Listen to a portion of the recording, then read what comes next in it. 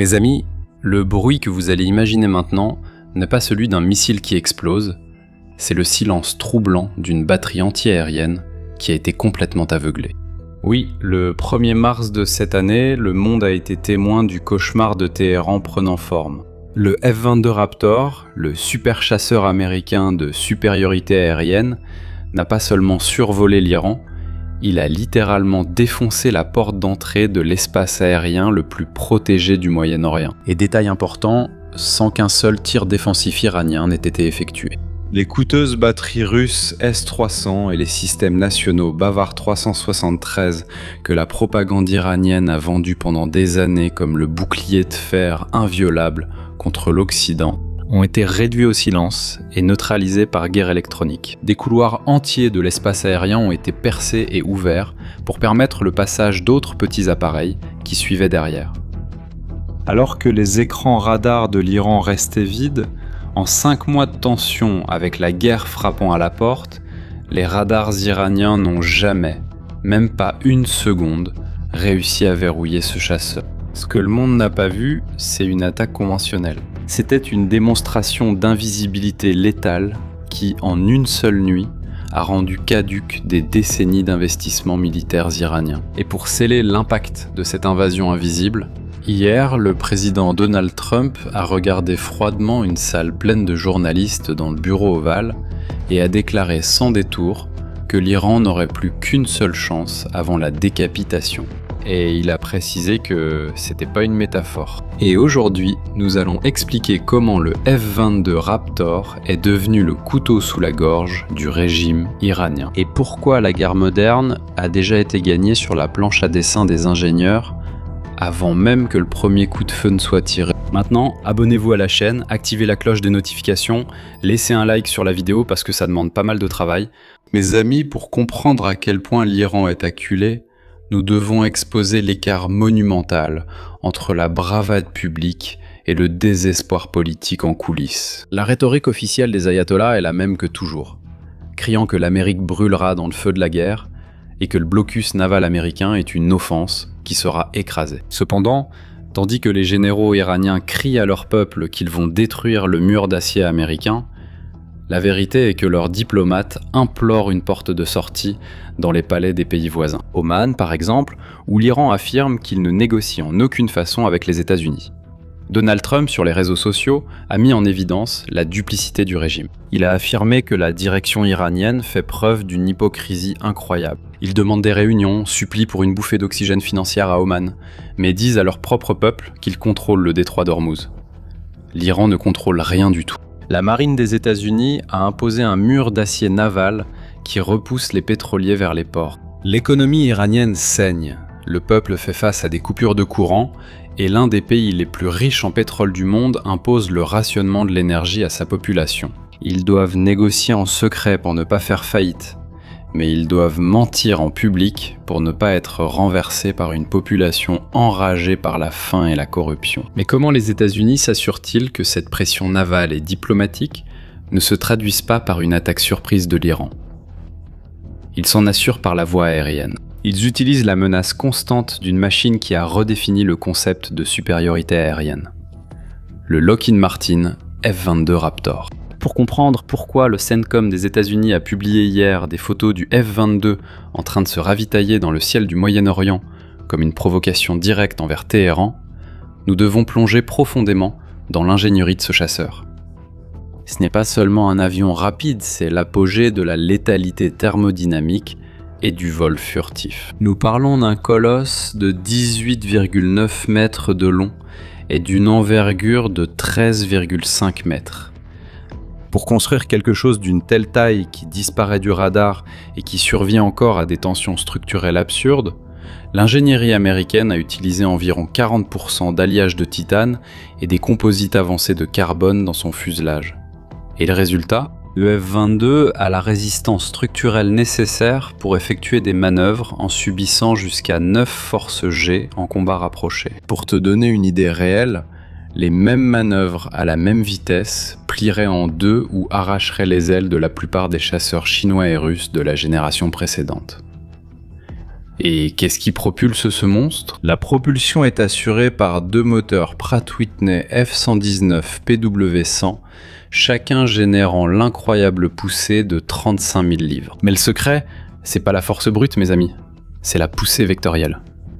Les bus d'échappement du F-22 peuvent se déplacer vers le haut et vers le bas. Il ne vole pas seulement vers l'avant, il défie la physique. Il peut maintenir sa trajectoire de vol tout en pointant son nez et ses armes vers le bas, vers le haut ou sur le côté en direction de l'ennemi. Il effectue des vrilles et des arrêts en plein vol qui déconcertent les missiles ennemis, le rendant pratiquement imbattable en combat rapproché. Mais peut-être que sa caractéristique de vol la plus létale est la supercroisière. Les chasseurs traditionnels ne peuvent franchir le mur du son et atteindre des vitesses très élevées qu'en activant la post-combustion, injectant du carburant non brûlé dans l'échappement pour créer une explosion continue. Cela vide le réservoir en quelques minutes et crée une énorme signature thermique, comme un feu de camp dans le ciel, parfaite pour être suivie par des missiles infrarouges. Le F-22 Raptor n'en a pas besoin. Il a assez de puissance brute pour accélérer et maintenir Mach 1,82, soit plus de 2200 km/h sans post-combustion.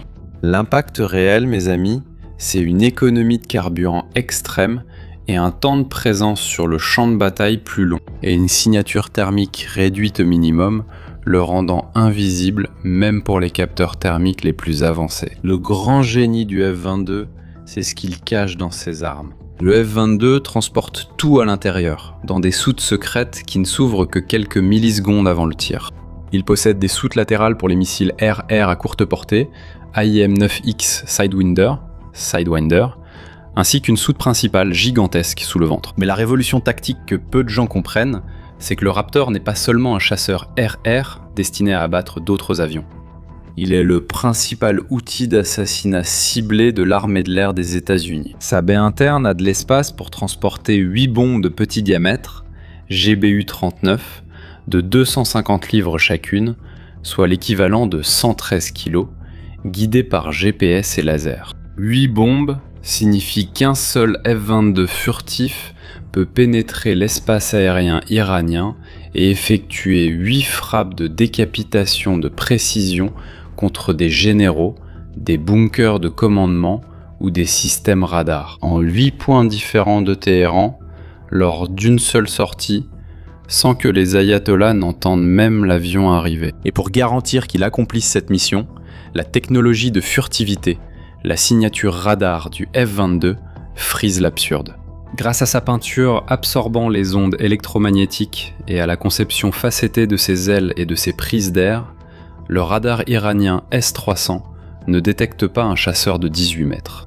La signature du F-22 sur les écrans ennemis équivaut à la taille d'une bille en métal flottant dans le ciel.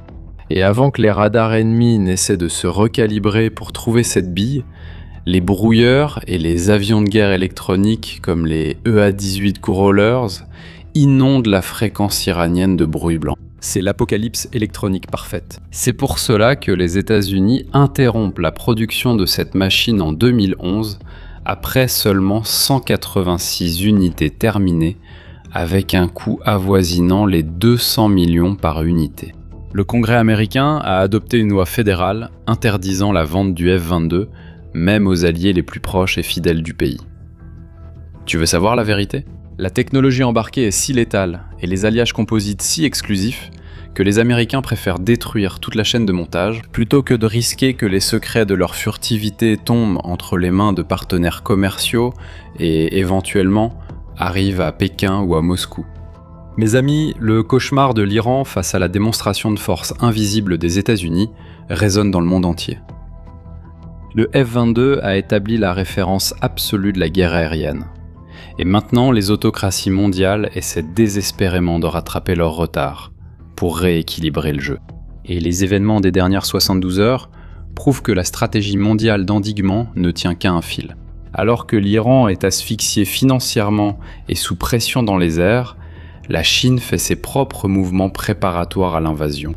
Dans les eaux disputées du banc de sable de Scarborough, en mer de Chine méridionale, Pékin a inondé la soi-disant zone grise avec des navires d'assaut amphibies.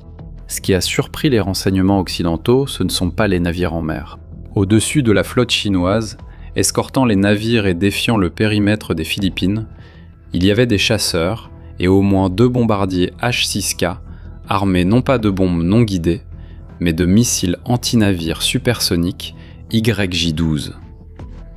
Ce n'est pas une patrouille de routine, c'était une répétition générale avec de véritables armes d'étranglement tactique pour asphyxier l'île de Taïwan et ses routes commerciales. Montrant que si les Américains doivent faire la guerre au Moyen-Orient, les Chinois profiteront du vide dans le Pacifique. Même la Turquie, alliée de l'OTAN mais qui flirte dangereusement avec des régimes autoritaires, a fait son bond en ingénierie furtive en copiant la leçon du Raptor. Cette semaine, le drone Kizilma, un chasseur autonome non piloté, a ouvert pour la première fois sa soute d'armement interne. Et il a lancé des bombes d'idées Mark 82 et des projectiles planants pénétrants, Tolum, depuis son propre fuselage. Est-ce la confirmation mondiale de la prémisse du F-22 ? Transporter des armes sous l'aile détruit le facteur furtif. Pour approcher l'ennemi, il ne faut pas montrer ses poings avant le coup de grâce.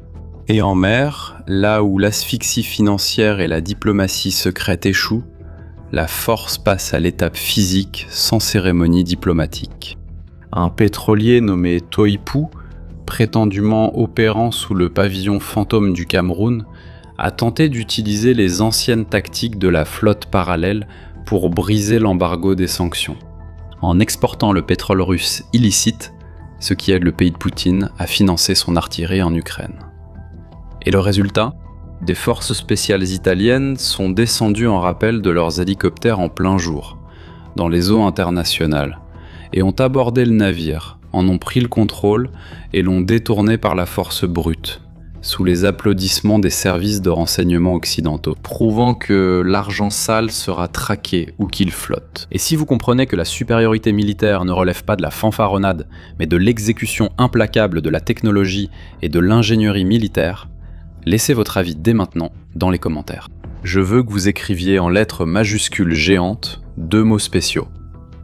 Cécité absolue et décapitation. Je répète, cécité absolue et décapitation. Et nous revenons ainsi à l'échiquier du détroit d'Ormuz. Les pièces sont en place. La stratégie de l'Iran était classique et jusqu'à récemment fonctionnelle. Menacer de bloquer l'artère énergétique mondiale et utiliser le chaos comme levier de chantage diplomatique. Pour que tu comprennes exactement le niveau de ce désespoir, regarde les représentants du régime aujourd'hui. Avec les dernières pièces grattées au fond du coffre, les ayatollahs ont financé plus d'une opération de diversion.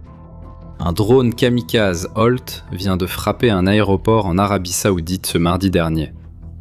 La panique logistique s'est immédiatement installée après l'attaque. 6 gigantesques pétroliers saoudiens remplis de pétrole ont annulé leur traversée de la mer Rouge. Ils sont obligés de dévier et de contourner tout le continent africain, descendant jusqu'au cap de Bonne-Espérance. Cela ajoute des semaines de retard dans la chaîne d'approvisionnement et des dizaines de millions de dollars en coûts supplémentaires de fret. C'est l'Iran qui met délibérément le feu à tout le voisinage et étrangle le commerce maritime mondial, essayant de se fabriquer un levier dans les négociations, tandis que son propre peuple est forcé de vivre dans l'obscurité, avec des coupures de courant quotidiennes. Ce à quoi il ne s'attendait pas, c'était à l'implacabilité de la contre-attaque américaine, sous la menace latente de Donald Trump dans le jeu d'échecs de la Maison-Blanche et du Pentagone en action. Le mur d'acier n'a pas négocié. L'escadre a intercepté les cargaisons illicites. Et si l'asphyxie commerciale écrase les rues de Téhéran, la direction radicale des ayatollahs sera confrontée à 2 choix fatals. La première option est de subir une humiliation totale et de signer un traité de reddition nucléaire totale et de soumission régionale à la table des négociations, devant mentir à leurs citoyens furieux qu'en réalité, ils ont gagné la négociation, tout en rationnant l'électricité et le pain à la maison. La seconde option est la guerre active contre le blocus. Et s'ils décident d'appuyer sur la gâchette, la mort viendra du ciel avant même que les sirènes ne retentissent. Les avions ravitailleurs KC-135 continueront de tourner au-delà des frontières hostiles, injectant des tonnes de carburant dans les chasseurs F-22 Raptor en silence électronique. Des pilotes invisibles traverseront l'espace aérien le plus hostile de la planète, ouvriront les portes de leurs soutes internes, et ils donneront à la direction iranienne un aperçu final de ce que cela signifie d'être une cible à l'ère de la précision mathématique américaine. Le temps du chantage iranien s'épuise rapidement, tandis que la menace silencieuse américaine plane toujours sur le Moyen-Orient, chargée, armée et invisible.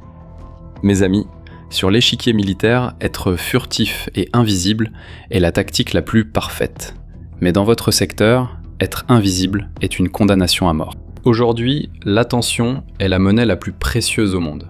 Pour l'entrepreneur ou le professionnel de haut niveau, le plus douloureux est d'exceller sans être vu. Vous avez une grande entreprise, la meilleure expertise, mais personne ne sait que vous existez.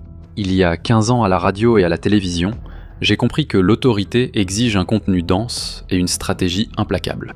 Aujourd'hui, en générant 50 millions de vues par mois sur mes réseaux sociaux, la méthode est déjà prouvée mathématique. Alors je recrute des entrepreneurs et des professionnels qui sont les meilleurs dans ce qu'ils font, mais qui restent invisibles. C'est votre moment de sortir de l'ombre, d'être reconnu au sommet et de monétiser votre expertise en dollars. Le jeu maintenant, c'est celui des médias. Et ceux qui ont compris ont triplé leurs ventes. Votre identité ne peut pas être externalisée. Le propriétaire doit montrer son visage et diriger la vision. L'époque où l'on enregistrait de façon amateur avec un téléphone portable est révolue. C'est pourquoi, le 16 août, je ferai une immersion 100% présentielle, enfermée ici dans mon studio avec mon équipe. QR code à l'écran, le lien sécurisé se trouve dans la description et dans le premier commentaire épinglé. Mais je serai strict. Il ne reste que 3 places. Oui, seulement 3 places, et quand la dernière sera prise, la porte en acier se fermera, et je ne sais pas quand nous aurons une prochaine opportunité. L'opportunité de vous asseoir en face de moi et de recevoir mon savoir. Pas de petites vidéos, pas de théorie, c'est ce que j'utilise en pratique, au quotidien, pour sortir de l'ombre et arriver jusqu'à vous, là, chez vous. Les gars, il y a une série fantastique qui vient de sortir, qui apporte des épisodes explosifs et qui montre justement la nouvelle guerre. Comment la Russie, l'Ukraine et tous les autres pays participent à cette guerre. Je dirais même que nous sommes déjà dans la 3e guerre mondiale. Et les infos sur cette série et où la regarder se trouvent sur notre chaîne avec des conseils de séries et de films. Le lien est dans la description, dans le commentaire épinglé. Les gars, on dirait que le cinéma a prédit ce qui allait se passer, et qu'en ce moment même, ils sont allés en Ukraine pour tout filmer. Alors profitez-en, ne perdez pas de temps, pas de chichi, pas de culture woke, c'est du costaud pour vous qui aimez profiter d'un bon divertissement en famille, d'accord ? Et si vous voulez devenir un soutien direct de mon travail ici sur ces plateformes, vous pouvez devenir membre, faire partie de notre communauté d'élite. Il suffit de vous abonner avec le bouton qui apparaît juste en dessous, d'accord ? Maintenant, abonnez-vous à la chaîne, activez la cloche des notifications, laissez un j'aime sur la vidéo parce que ça demande du travail de vous apporter tout ça. Rejoignez plus de 3000 analystes dans notre bunker de Intelligentsia, le lien est juste en dessous. Maintenant, blindez votre esprit. Je suis Shimon Oliveira, à bientôt dans la prochaine vidéo.